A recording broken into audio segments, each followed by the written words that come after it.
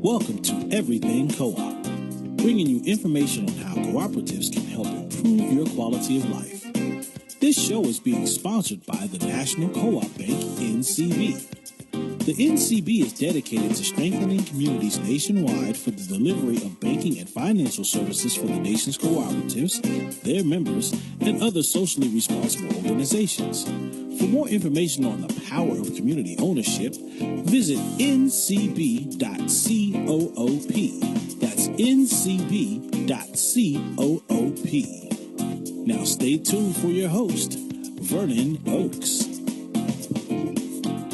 Good morning, everybody. This is Vernon Oakes, your host for Everything Cooperative. And today, this whole year, the National Cooperative Business Association, CLUSA, is celebrating their 100th anniversary. They were started in 1916. And today we're going to have Mr. Bob King on. Bob, good morning. How are you doing? Great, Vernon. How are you? Fantastic. The only problem this morning, Bob, the snow caused me, it took me an hour and 5 minutes to get here where it's normally a 35-minute ride, but I just made it into the studio. Lots of traffic still out there. There's no snow problem. But, I went back, Bob, and looked at bread in 1916 cost 5 cents at the beginning of the year. Amazing. And it went up to 7% by September. And when I first looked at that, I'm going 5 to 7. That's not that much. But that was a 40% increase. Right. And that was a huge amount for just the cost of bread. A movie ticket was 7 cents. A home was $6,187. And a Ford cost $300. And it was down from 1910. In 1910, a Ford was $700, a Model T, and it went down to $300 because of the assembly line. And I thought that was really interesting that because you were with the UAW, the United Auto Workers, Ford, and which Bob just said it straight. I worked for Ford for 9 months in 1966. And I was in the UAW, and they were really, really great. But in 1916, the average worker made 16 cents an hour. And that went up in 1938 to 25 cents an hour, the first time we had minimum wage. Wow. History. So what's the history of unions? I mean, how did they come about and why did they come about and how did you get involved? Well, I think it's really interesting to go back to the Ford example because really Ford, I come out of the Rouge complex in Michigan which is where Henry Ford first started out in Highland Park, Michigan, and then moved to Dearborn, Michigan, with this major industrial complex. So he made everything for the vehicle. He made rubber for wheels. He made steel. He made glass. He made everything. It was a self-contained operation in the Rouge. And he was a brilliant man, and the assembly line, as you said, reduced by more than half the cost of a vehicle. But employees were treated terribly. Most employees had to pay a bribe to even get hired in there. Conditions were horrendous. People would pass out on the line. If people wanted to go to the restroom, a security guard would go with them. There were no stalls. There was no dignity. They couldn't flush the toilet until they made sure that they really done something. They weren't just trying to get a break. They sent security guards out to people's homes, and if they didn't like the way your spouse maintain your home, they would fire you for that. I mean, workers finally said, hey, enough is enough, and said, we have to have our organization, we have to have our voice. So they formed the UAW and began the process of collective bargaining, which is what then the UAW, the steel workers, the Teamsters, the machinists, other unions, through collective bargaining, really created the middle class in America. But, there was an old thing that I learned in high school I think is, an absolute truth, and that is that power corrupts and absolute power corrupts absolutely. And so in society, what worker cooperative is about, what the labor movement is about giving workers a voice and some balance of power inside corporations to make sure that workers share in the success of the corporation. We want workers to take responsibility for quality, for productivity, but we also want them to share in the success of the companies. So was it UAW formed about 1936 is my research? Right. I think my home local charter was 1934, but okay. Which is Local 600, which is a local that represents Ford and the Rouge. So are you from Detroit? I am. I'm born and raised. My dad worked actually in salary in Ford, and so we moved around to Canton, Ohio, and Chicago, and then back to Detroit. But I was born and most of my life raised in Detroit. Well, I left Bluefield, West Virginia, my home, went to Kentucky State. Kentucky State didn't have money for scholarships. I was supposed to be on football scholarships. So I went there in 65, left there in January of 66, and went to Detroit because work was good in Detroit. Right. Worked for a month or so in the sheet metal company, and then there was an explosion. So I left there and went to Ford and worked on the assembly line and got some really great knowledge. One knowledge was I didn't want to do that kind of work the rest of my life. And the guys on the line really supported me to go back to college. Matter of fact, they almost wanted to push me out to make sure that I got back to college. But what's interesting to me, too, Tom, was that on the line that I was on, it was all blacks, and the supervisor was white. Oh, wow. Were you in the assembly plant, or were you in the foundry, or where were you? I started in the foundry. Yeah. And then I got bumped over to the assembly line. Okay. And that bumping to the assembly line was great because I think I would have stayed in the foundry. That was real easy money. I mean, it was real easy work, and there was a bonus structure in there. But on that assembly line, I got bored. I learned every job just to keep momentum and moving. But one day, the supervisor and I had a out. We had crossed paths, and I wouldn't be surprised if they wrote me up as a troublemaker. But I had told him I would learn every job and do it. And if I ever needed help, I wanted him to help me. Well, this particular day, I was feeling bad, and he gave me the hardest job on the line, which I wasn't qualified to do. And so I just started messing up, and they were going to fire me. But the line, they all quit. They set out. Told them they were not going to fire me, and they brought me back. But it would seem like it was a labor versus management versus labor, and I also felt white versus black early on in the 60s. It was, like I said, it was 66. But I really enjoyed the union. The culture of solidarity is pretty amazing in the auto plants. I had the same experience when I went in there.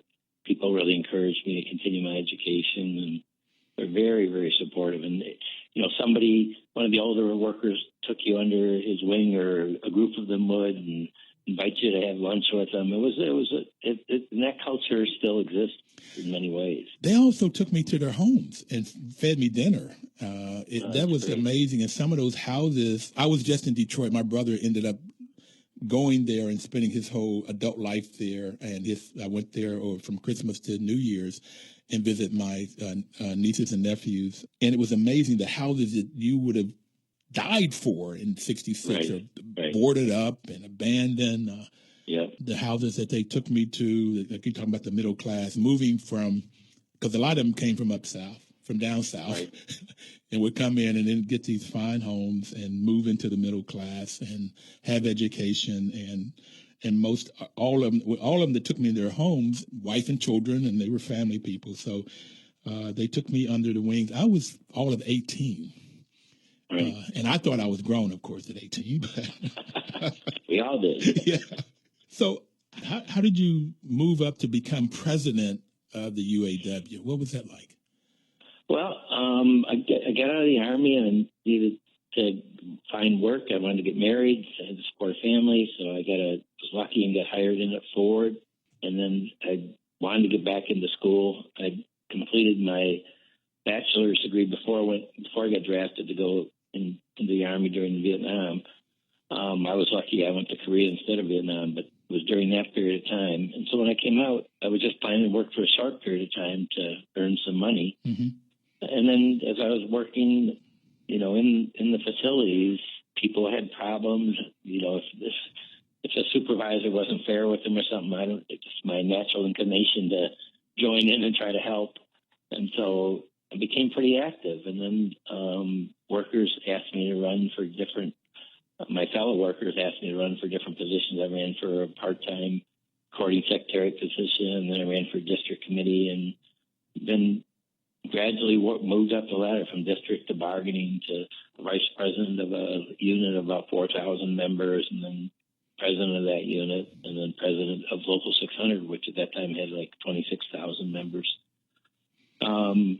and then to regional director, and then to vice president, and then to president. So I had this great opportunity to work at every level of the union and really cherish my time in the union. I loved it at every position. And always, the members were always so generous. We were really active, whether it was mine workers and struggles, or steel workers, or Teamsters. We had this great history of always going to battle for other workers, and then we were very active in South Africa. Owen Bieber was the president at that time, and he was very outspoken on apartheid. He went down there himself personally a couple times. Moses Meakiso, who was the president of the auto workers and metal workers down there, I think he's only survived because Owen went personally down there to intervene to stop his execution. So we would have workers from South Africa come and visit everybody who came to Detroit wanted to see the Rouge, wanted to visit the Rouge. So we had this great opportunity to expose our members to union leaders in the struggle from different parts of the world. And members were always tremendously supportive. I remember when Nelson Mandela got released from prison, was going to come to the United States, he insisted that it be to visit the auto workers and to visit plants in Detroit because of all the tremendous support he had over the years from the UAW. And that was really, really special. He came to our local union. He came and visited probably the same plant you worked in. If you worked in I don't know if you worked in the Rouge. I worked in Dearborn. Yeah. So that was it. He went and visited the Dearborn assembly plant. Yeah. And it was in his first trip to the United States after he was released. Well, I would have loved to have met him, but not at the Dearborn plant as a similar person, maybe. Oh, man, you can imagine how moving it was for all the workers there. I can only imagine. Listen, we've got to take our first break, Tom. Sure. We'll be right back, everybody. We're going to talk about capital versus labor. We're going to talk about the UAW and all of the things that has been done nationally and international. Please don't touch the dial. We'll be right back after the weather and the news. 1450 WOL.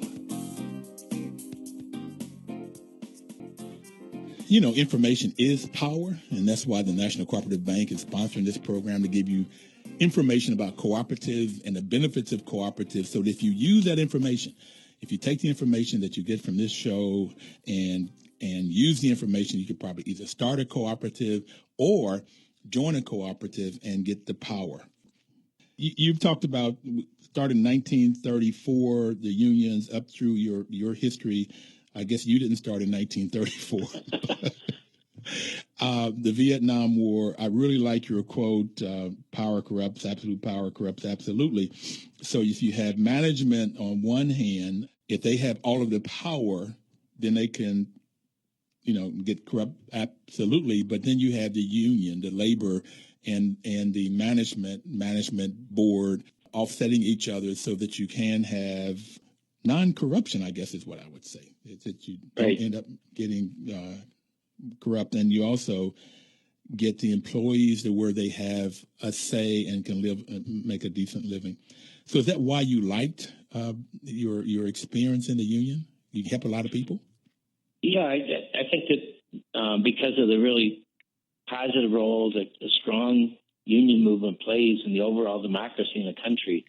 If you look at charts in terms of pay, paid time off, holidays, vacations, healthcare benefits, pensions, as the percent of unions rose, the percent of people in society in the U.S. who had those benefits rose in a direct parallel. So the middle class was really built by and through collective bargaining. And then when unions began to lose power and less workers were covered in collective bargaining, you see a downward trend for, I would argue, all the metrics of social justice, whether it's, level of education, money put in education, cost of college, infrastructure, building and money. When unions are strong, they're not only a voice for their own members, they're a voice for working families throughout society. And they support things like Social Security and minimum wage and workers' compensation. And so I think for a democratic society, it's very, very important you have strong unions. I also believe that the more you can build labor management cooperation. One of the reasons I believe so strongly in worker cooperatives is I've experienced it firsthand. When workers have a real voice in how the assembly line runs, how a stamping plant or an engine plant runs, they make constant improvements, continuous improvements.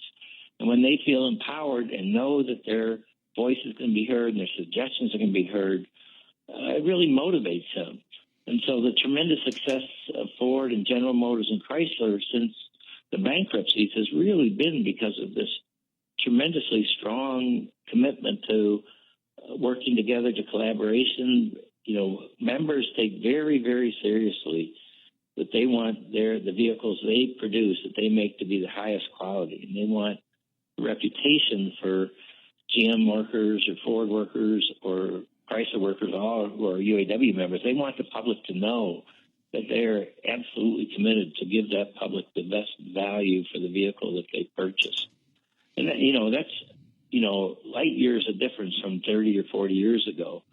And so sometimes crisis produces some pretty amazing results. And I think in the auto industry, it woke both management and labor up to, hey, we can't be confrontational. We're going to have our differences, but we're going to always look for creative solutions that help make a better product, help the company be profitable, and then help workers make sure that they're getting their fair share of the success of the company. You just said a whole lot, and I like what you're saying, and that's the reason I like cooperatives, and that's the reason that we started this show, to try to get people more knowledge about co-ops, because it does exactly what you just said.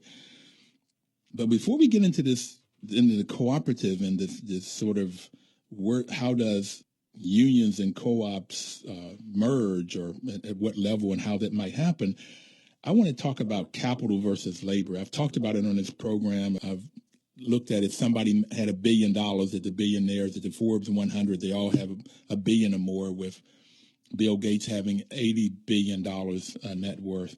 That if you have $1 billion and you can invest that at 10% return, that's $100 million a year without even having to wake up. Right. And even if you got 4%, in the article in Forbes talked about that most billionaires can at least get 4%. And if you got 4%, that's $40 million a year. I kind of think that all of us, or any of us, could live off of $40 million a year. Matter of fact, I would think it would be a little bit surplus. But it looks like those that have money, particularly those that have inherited money, are trying to either get more or keep what they have and get more. And they try to get the taxes and buy the politicians so that they cannot pay as much in taxes on a percentage basis. I think they don't pay their fair share by any stretch. So there's always been this sort of fight, if you will, between the pie. The U.S. only produces so much income. Right. And so if the people with the money are getting a bigger share of it, I think they're getting like 57% of all new income these billionaires and millionaires are getting. And that only leaves, if my math is right, 43% for the labor. And it's sort of like this constant struggle. And it's always sort of like been there. And it seemed like the folks with the money are winning because of they can buy the politicians and make the laws that give them the benefit, if you will. What do you think about that? And how does that fit with unions? And is that what you think? I think what you're describing is absolutely accurate. I don't know if you've read Bob Reich's new book, Capitalism for Everyone. How do you save capitalism? But no. To me, it is all about power. When workers don't have any power, you have situations like was in the Rouge before the UAW was there, where you don't have any dignity. You can be fired at a whim at any point. But then when workers joined together and gave each other the collective power of their solidarity and sticking together, they bargained really great contracts. The companies still stayed, profitable. Were very, very profitable for many years and are, again, very profitable. So if you want to maintain democracy and you want to maintain a middle class, you've got to have strong unions, and you've got to have more and more workers covered by collective bargaining. And I think that a lot of progressive academics, a lot of progressive politicians, political leaders forgot about tremendous foundational support of workers having the right to be in a union, having a right to collective bargaining. Nowhere in the world do corporations well, I guess nowhere in the developed world the corporations fight unions as viciously as they do in the U.S. The intent of the law is not the impact of the law. But today in the U.S., you don't really have a free democratic right to say you want to be in a union. Every time there's a campaign, usually it's the employer threatens that they'll close the facility or they'll move, which they're not going to do. They have, and like auto plants, they got like billions of dollars of investment of fixed costs that they're not going to move. But they make that threat. And so workers who want a union say, well, I can't take that risk for my family that they would close down and move to Mexico or close down and move somewhere else. So we really want to me, if you want to rebuild the middle class, you want to rebuild our democracy, it's really important that the foundation that you start with giving workers an unfettered right without interference from the employer to join a union or not. I think it should be their free choice. But I think that today we need to recognize there is not a free choice for workers with the kind of, really, I would call them terrorist campaigns that the employers run to stop workers from joining together. The firing of key leaders, the isolation of key leaders, moving them to off shifts, moving them to isolated areas in the facility, all the things, the threats that are made, the threats to, people's families that are made in an organizing drive is pretty outrageous. And most of America isn't aware of how difficult these campaigns are and how hard it is for workers to get a collective voice under the application of the law in the U.S. And even though, President Obama's NLRB has made a number of favorable decisions, but we really need significant structural change in labor law to really give workers the right without interference from their employer as to whether or not they want to be in unions. Why do you think it's fought so hard here in the U.S. versus other places, other developing countries? Well, it is about this power question, this greed question. The employers know that they can make more money. The owners know they'll make more money. They don't have to share as much of the success if workers don't have a union. They know that if a union's in there, they're going to have work rules that protect the workers ergonomically, protect the workers' health and safety-wise, protect the workers' right to bid to different jobs, and they just don't have a unilateral right to fire workers or to reassign workers. There's got to be rules of fairness. And actually, what's really ironic about it is when you have good unions and good management, you get far higher productivity than you do in non-union facilities, and higher quality and much, much more collaboration. We're going to talk more about good unions and good management, and we'll get more into the cooperatives. So we're going to come back and talk more about that. I also want to see if we can talk a little bit about Flint, Michigan. I don't know if I assume some workers from Flint worked in some of the plants that you talked about. I don't know if there was ever a plant in Flint, Michigan, but. Oh, yeah, there are a bunch of plants in Flint, Michigan. So. Big GM center of production for many years. It's greatly reduced now, but there are still important plants, engine plants, truck plants, assembly plants in Flint. All right, we'll be right back. We're taking our second break, and we'll be right back with Mr. King. I'm laughing because I was going to ask you if you were in any relationship with Martin Luther King, but we'll come back as soon as the break is over. Please don't touch that dial. 1450 WOL. Welcome back, everybody. This is Vernon Oakes. This is Everything Cooperative. We have Mr. Bob King, who is President Emeritus of United Auto Workers, on the line with us this morning. And, National Cooperative Bank is sponsoring this program. The NCB's customers are cooperatives, such as grocery wholesale cooperatives, purchasing cooperatives, or housing cooperatives. Other customers share in the spirit of cooperatives driven by democratic organizing principles. They may be Alaskan or Native American enterprises, which by their very nature are member-run and member-owned. Others may be community health centers or charter schools driven entirely by the community needs. What they all have in common is a single fundamental principle that they have joined together cooperatively to meet personal, social, and or business needs. And that's the reason unions come together, to work cooperatively to meet personal, social, and business needs. So, Bob, you mentioned twice so far about the similarity, if you will, of co-ops and unions and why you like co-ops and why you like unions. Can you tell us how you got into this cooperative piece? I get where you came up in unions. How did you get into co-ops? So probably where I'd read a little bit about them, I knew about them, was sympathetic towards them, but probably the person who first put it into concrete to say, how can we do more in cooperatives was probably 15 or 20 years ago. Deb Olson, who's an attorney in Detroit, who's been a strong advocate for cooperatives for many, many years, was probably the first person who had a direct conversation with me about how could we look more at having unions play a more active role in cooperatives. And so we had some general discussions, but no particular opportunities came up, or maybe at that point I wasn't wise enough to realize what maybe some of the opportunities might have been to convert some existing companies into cooperatives. And then when I retired, both the steelworkers, Leo Gerard, has played a really key role in bringing Mondragon here with Michael Peck, who's an amazing person who you know well, asked me to be on the advisory board for the One Worker, One Vote.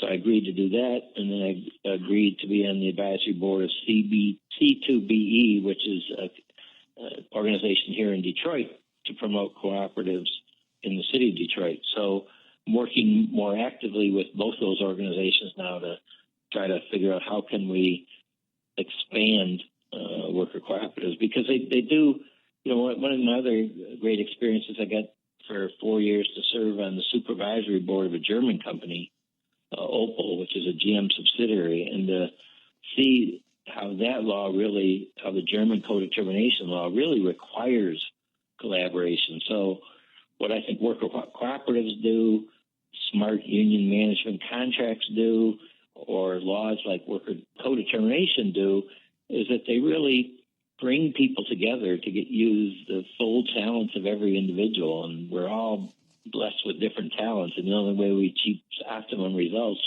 is if we work together, because you're going to have qualities that I don't have, you're going to have insights that I don't have, and vice versa. And so I'm very excited about and believe so deeply in workers having the strongest possible voice to help make the company or the organization they're working for more successful. And I've seen, the results of that. I've seen it in assembly plants. I've seen it, in parts supplier plants, and I've seen it in big U.S. auto companies, that when there is really a path for workers to have a full voice, everybody benefits. So that's why, I'm very interested in seeing how can we expand worker cooperatives, because I think they make communities stronger also. And then also, how do we expand that more workers get to have the value and benefit of collective bargaining? I like listening to you talk. I both learn from listening to you, but I also, you're saying the kinds of things that I believe in. You talked earlier about good unions and good management produce a better product. I have said on this program that a good governance in a co-op and good management produce successful businesses. And I have defined good as having where people have knowledge and integrity. Right. Where integrity is the most important one, and that is that they follow their bylaws and their rules and follow the principles of a cooperative. And if they do that, they'd be highly successful, creating much more product and better product, usually at a lower price. How can you lose at this? It's also amazing to me if people that are fighting the unions understood that, then they wouldn't have this big fight that you've been talking about. Right. Get more productivity with possibly less work, therefore more profit. Right. Okay, so it's our job to try to teach, and where we can't teach, try to get the laws in place that would allow people to have the experience that you're talking about here. No, I think that's absolutely right. And if you look around the world in terms of developed countries, over the last 30 years, it's hard to match Germany's success. And I think a critical component that members of both Volkswagen and the Opel management that I've dealt with, German management I've dealt with, clearly credit the co-determination system for being a major component in their continued success. So are you saying that Volkswagen and Mercedes, the employees, the laborers, have this voice that can help the management? Yeah, and I would say that where it has worked the best, and this kind of maybe sounds contrary because of the recent, problems at Volkswagen and the false testing and emission controls, but overall, labor management worked extremely well in Volkswagen. When they had difficult times, they worked together and they figured out how to, instead of laying people off, they reduced everybody's hours, a much more community-minded way to handle downturns. And they've been really tremendously successful globally because of the collaboration. And workers having a full voice. There are equal number of labor representatives and management representatives on their board of directors. They call them supervisory boards. We don't have anything like that in the U.S. And I think that's one reason why they've outperformed us for a number of years.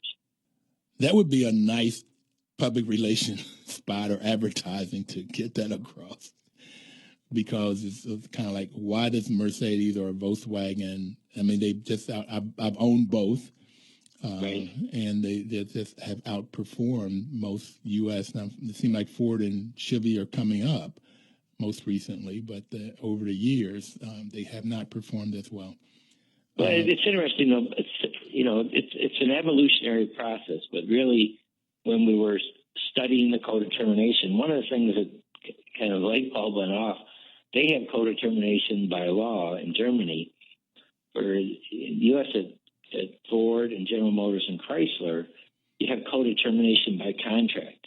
So you've got like 14 different joint programs on quality, on efficiency, on production standards, on ergonomics, on training, all these different areas that we've set up by contract, joint ownership and joint decision making. You have a union co-chair and a company co-chair over each of these joint areas.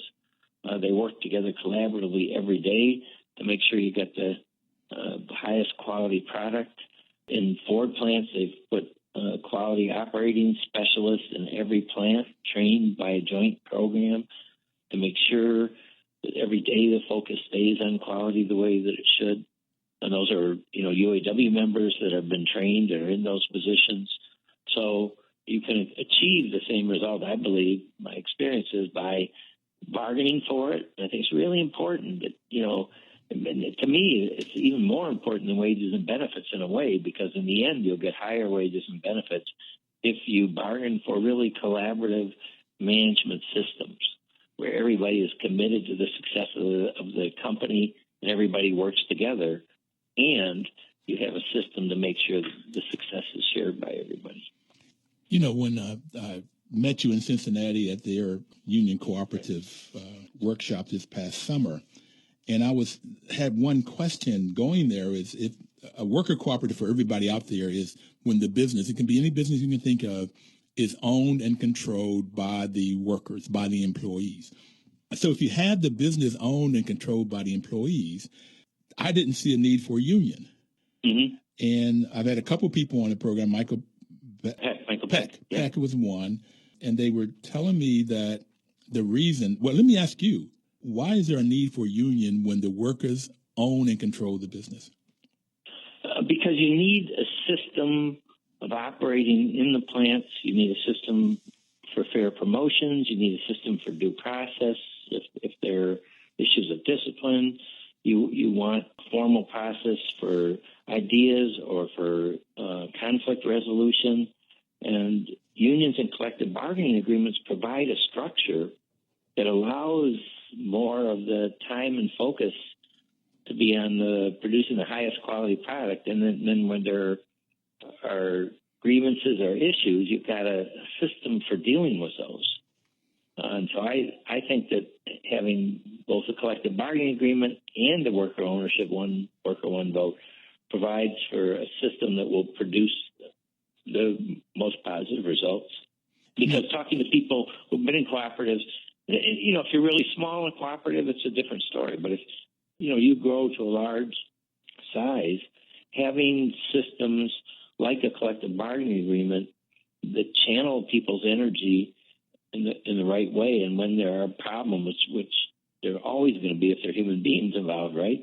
Yes. There are always going to be some personality conflicts. There are always going to be some differences of opinion. and having a fair system that workers know is fair and that they can read the contract and say what their rights are, what their rights aren't, what they're committed to, what they're not, I think helps produce better relationships in the long run and better results in the long run. Say where two or more are gathered, there's conflict. So, okay. Right. I even have some conflict. conflict. I may have conflicts within myself sometimes, even, but Right. try a marriage. And one of the problems I found with marriage is only two people, and it's awful hard to have a democracy when there's only two people. You better learn how to solve problems together. Phil Amadon and Michael Peck are the two people that have been on the show since that Cincinnati piece. And what I took away, he didn't say this exactly, so I'm going to combine what you've said. He said when you have human beings that there are going to be problems, like what you just said. Right. But he said also this greed and power corrupts, and absolute power corrupts absolutely. So if you have management and they get more and more and more and more power, as I've seen in housing co-ops, that's what I do for a full-time job, Bob, is I manage condos and co-ops and HOAs, but I've seen where board members will get a lot of power, particularly if they're in there a long time, and then they'll do whatever they want to do. So this absolute power corrupts absolutely. So he said, at least I took away from the conversation with Phil, is that you need checks and balances. And right. The union provides those checks and balances because if the worker cannot get it up through management, then they can get their voices heard through the union, which I think it's a great way to say it. It's why we set up three branches of government in the U.S., right? Checks and balances. In human nature, you need checks and balances. We all do. Particularly with greed. Greed by itself isn't necessarily bad, but when you try to take advantage of people to get more for self, and even sometimes, like I said, if there's no integrity, you would do things either outside of the law of the land, or you do things outside of the bylaws or your management agreement and house rules or whatever. You do things to help your mom, your sister, your brother that you can't do for everybody else, and eventually the organization goes down. It's been my experience with lack of integrity. That's my experience too. So we're going to come back and talk about Flint. We're going to take our last break. The hour goes by real fast, particularly when we're having fun. You did mention Mondragon, so I want to say this. Mondragon is about 70,000 people working in over 100 worker cooperatives in Spain, and it was a worn-torn, poverty-stricken area, and now is very vibrant and prosperous with these cooperatives, and that's what bringing their policies and procedures over to help us so we can create them here. We'll be right back. 1450 WOL. Information is power. This is Vernon Oakes coming back to you with Everything Cooperative, and we have Mr. Bob King, President Emeritus for the UAW. I mentioned earlier that the NCBA is having their 100th anniversary this year. They started in 1916. Well, this year, this month of January, they've talked about history as their main theme. Next month is civil rights. UAW did a lot for African Americans and was in the civil rights, supported civil rights, and also supported politicians that helped labor, or you thought maybe how did you choose which politicians to support? How did you do that? I think always based on values and based on whether they were supportive of workers' rights to collective bargaining, whether they believed in a economy and society that people shared in the success of the companies or the success of the society. So I think it's always based on values. There's a very well-developed system in the UAW where members are part of interviewing candidates for offices. People from that local area sit down and ask them about issues like maybe be on this trans-Pacific partnership, whether they be opposed to it because it can be so detrimental for workers in America, whether they supported it, whether they support pensions and worker compensation and fair standards for workers, whether they support a really strong public school system with sufficient funding, that teachers are given class sizes that they can really have a positive impact on kids. So, there are always a number of areas about working families and workers' rights that we interview candidates on, and then based on their responses and those questions, then we make the determination to support them. Does the workers do a vote internally to decide which one after they've talked to them? The workers have a chance to sign up to be on these interview committees, and then it goes to a larger body of people who are on their political action committees in the local unions, then are sent as delegates to a larger meeting that then votes. So representatives of the workers are not referendum votes usually on making endorsements. Sometimes in really, big things like the presidential race, there will be a poll done of members, or there will be some kind of process set up so members can voice their opinions on it.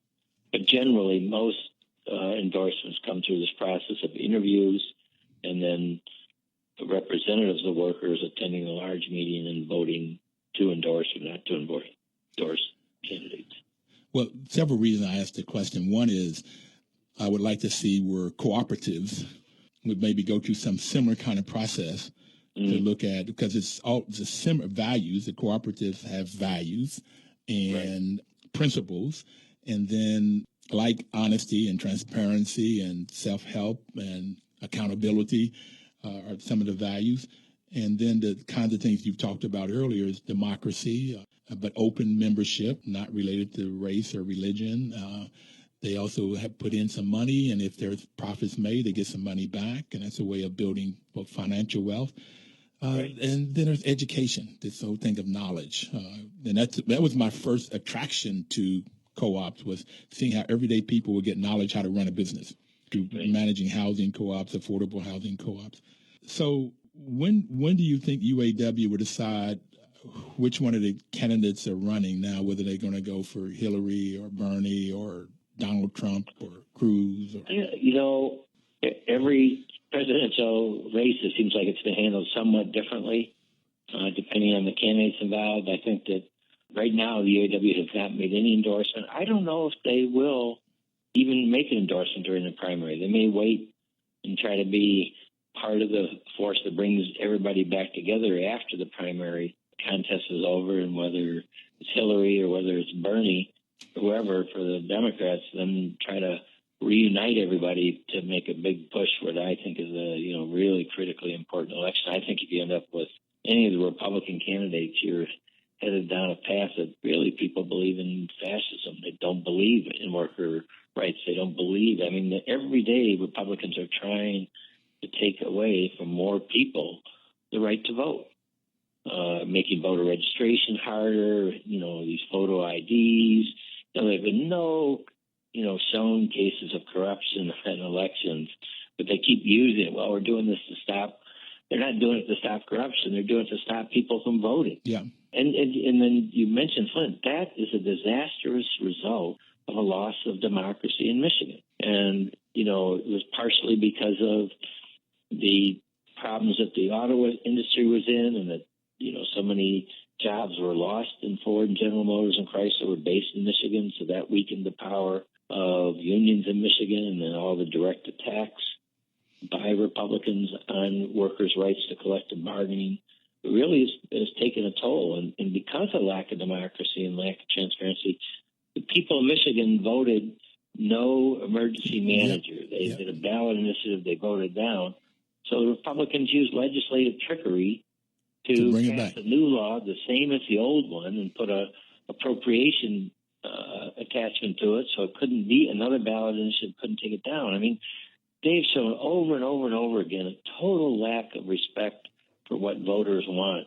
We just got to wake people up. But, they're successful because people get frustrated.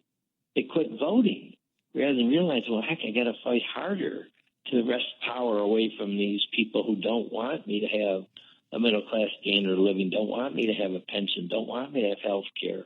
Rather than getting discouraged, we've got to somehow energize people to realize if they do come together, they can make a better life for themselves. But if they stay home and don't vote, then they're part of the problem rather than being part of the solution.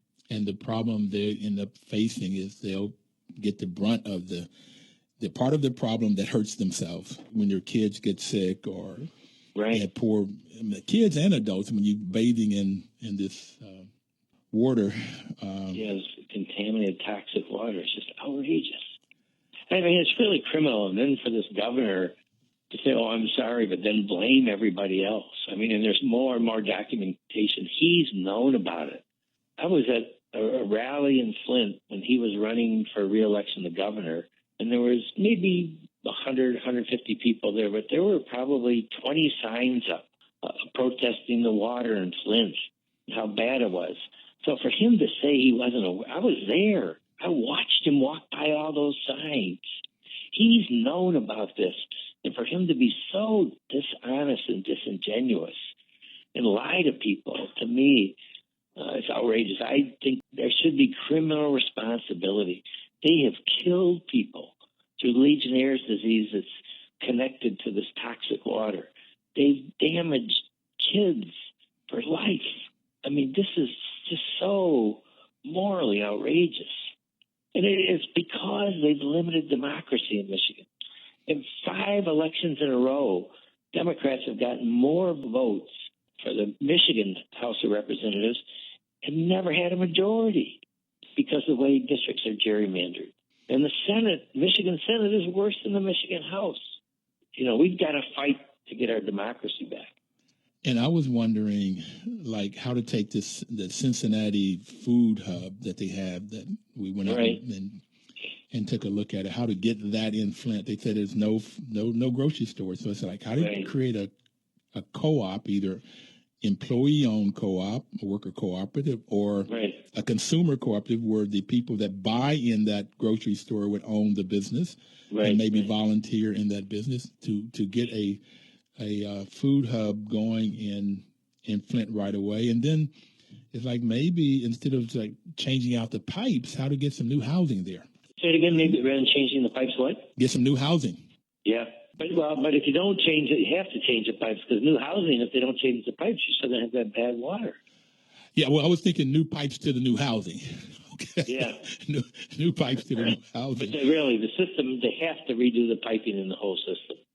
When I looked at some of those housing, it looked at they were small and worth $10,000, $20,000, $30,000. You know, they certainly need better affordable housing too. Yeah. But the pipes, in my opinion, everything I understand, the pipes absolutely have to be changed. And you know, Rachel Maddow had a program last night. I saw it. Yeah. We've got all this money in this rainy day fund. What more important reason could you spend that money immediately? $1.2 billion. Yeah, they should be digging up that system right today using that emergency fund. He called it an emergency in October. Emergency, human emergency in the U.S. November, December, January, almost February. 4 months he's done nothing when he called it an emergency. And like you said, he knew about it much longer than that. Listen, the time goes by quickly. We got about a minute left to go. Okay. So what message would you like to leave the audience with? Well, it's just that it is always about power, that we have to build power for working people, and we have to support workers in being part of collective bargaining agreements, having a right to union representation. If we want to spread cooperatives, if we want legislation that will support cooperatives, support public housing, support food, national health care, you need a strong labor movement. You need strong unions to help build that infrastructure to be able to do the things for justice, for social justice, for human justice that we need to do in this country. You know, I have a plug-in for when I first heard about this union co-ops, I was thinking about the Fords and the IBMs becoming owned by the workers. But also right around here in D.C., they have a lot of research facilities that are government, sort of quasi-government. They become union. There's a lot that we can do. Thank you so very much, Bob. It's an absolute pleasure. And I'll be looking to talk to you in the future, and we'll see how we can get this done. Okay, great. Thank you. Everybody, I'll see you next week when we're talking about civil rights. The month February is Black History Month, and that's right in line with NCBA's 100th anniversary. Have a great one. Take care. 1450 WOL.